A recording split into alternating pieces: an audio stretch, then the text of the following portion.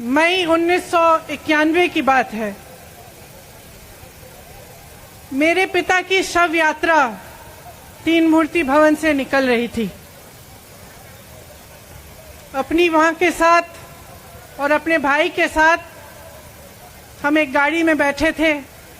सामने भारतीय सेना की एक ट्रक थी, फूलों से लदी हुई थी। उसके ऊपर मेरे पिताजी का शव था। थोड़ी देर काफिला चला, 5-10 मिनट चला। फिर राहुल कहने लगे मैं उतरना चाहता हूं।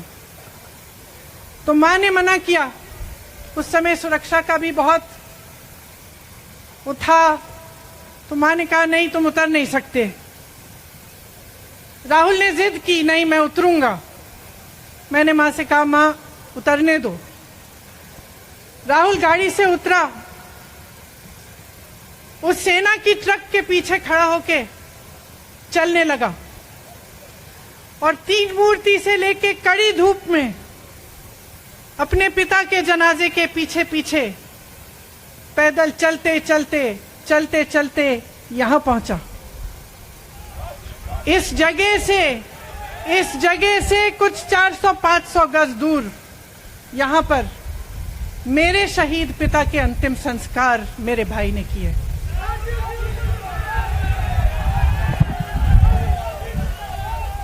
सुनिए, वो चित्र मेरे दिमाग में अभी भी है, मेरे मन में है। मेरे पिता का शव इस तिरंगे झंडे में लपेटा गया था। इस तिरंगे के नीचे मेरे पिता का शव था और उसके पीछे चलते चलते मेरा भाई यहां आया। उस शहीद पिता का अपमान भरी संसद में किया जाता है। उस शहीद के बेटे को आप देशद्रोही कहते हैं, आप मीर जाफर कहते हैं, उसकी आप मां का अपमान करते हैं। आपके मंत्री मेरी मां का अपमान भरी संसद में करते हैं। आपके एक मुख्यमंत्री कहते हैं कि राहुल गांधी को पता भी नहीं है कि उनका पिता कौन है। आपके प्रधानमंत्री भरी संसद में खड़े होकर कहते हैं कि ये परिवार नेहरू नाम को इस्तेमाल क्यों नहीं करता। पूरे परिवार का अपमान करते हैं। कश्मीरी पंडित समाज के रिवाज का अपमान करते हैं, जिसके तहत एक बेटा अपने बाप के मरने पर पगड़ी पहनता है, परिवार की परंपरा को आगे बढ़ाता है। लेकिन आप पर कोई मुकदमा नहीं होता, आपको 2 साल की कोई सजा नहीं मिलती, आपको जेल की सजा नहीं मिलती, आपको संसद से कोई बाहर नहीं निकालता, आपको मना नहीं करता कि 8 सालों के लिए आप चुनाव नहीं लड़ सकते। क्यों? मैं पूछना चाहती हूं क्यों? आज तक हम चुप रहे हैं, हमारे परिवार का अपमान करते गए। मेरे भाई ने क्या कहा? संसद में वो मोदी जी के पास गए और उनसे गले लगे। मेरे भाई ने कहा मैं आपसे नफरत नहीं करता हूं, मेरे दिल में आपके लिए कोई नफरत नहीं है, हमारी विचारधारा अलग है, लेकिन हमारी नफरत की विचारधारा नहीं है।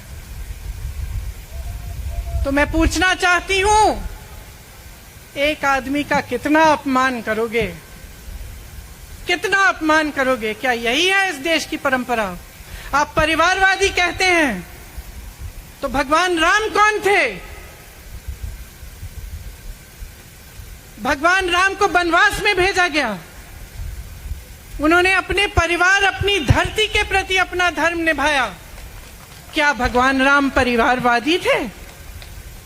क्या पांडव परिवारवादी थे कि वो अपने परिवार की संस्कारों के लिए लड़े? और हमें क्या शर्म आनी चाहिए कि हमारे परिवार के सदस्य शहीद हुए इस देश के लिए, कि इस झंडे में उनका खून है, इस धरती में उनका खून है।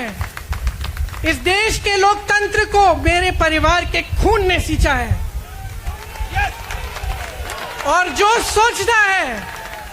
सोचता है कि हमें अपमानित करके हमें डराएंगे, हमें धमकाएंगे, जो सोचता है कि तमाम एजेंसियों को लगाकर हम पे छापे मारकर हमसे कुछ भी कर ले, हमें डराएंगे, वो गलत सोचते हैं।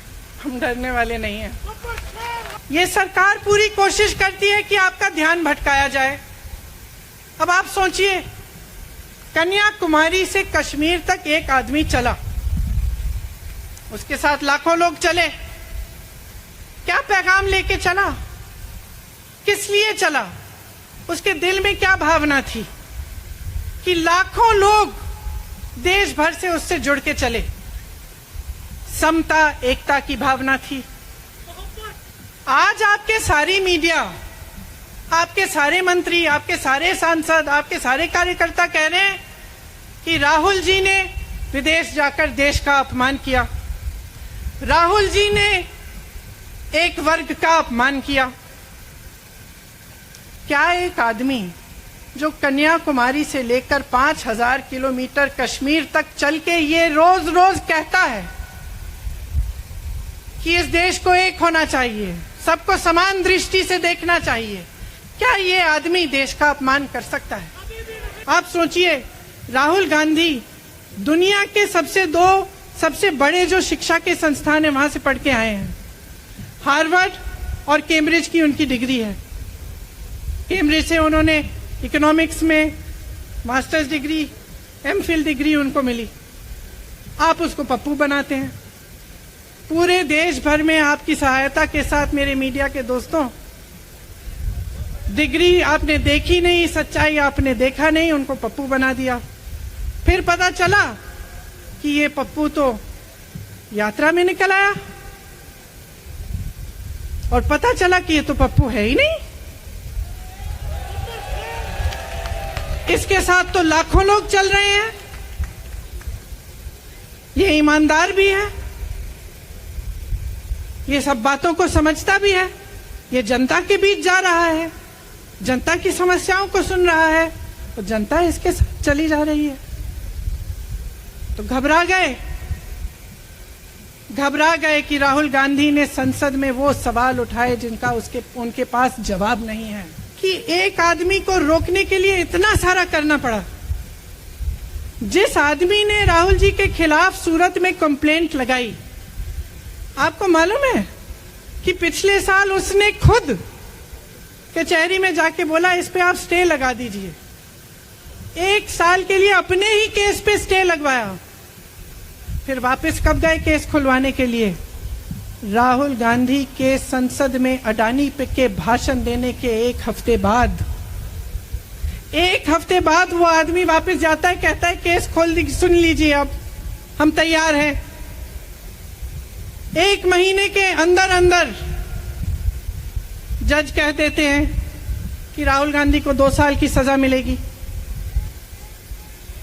आपने देखा इस देश में कितने केस हैं कि जेल में 10 साल के लिए पड़े रहते हैं, उनकी सुनवाई नहीं होती।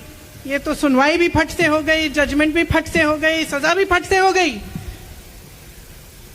और आपने कह दिया अगले दिन कि 8 सालों के लिए ये चुनाव नहीं लड़ सकते, संसद से बाहर कर देंगे इनको। वाह वाह वाह वाह वाह वाह, बहुत धैर्य है आप में। अरे कायर है इस देश का प्रधानमंत्री। लगा दो केस मुझ पर,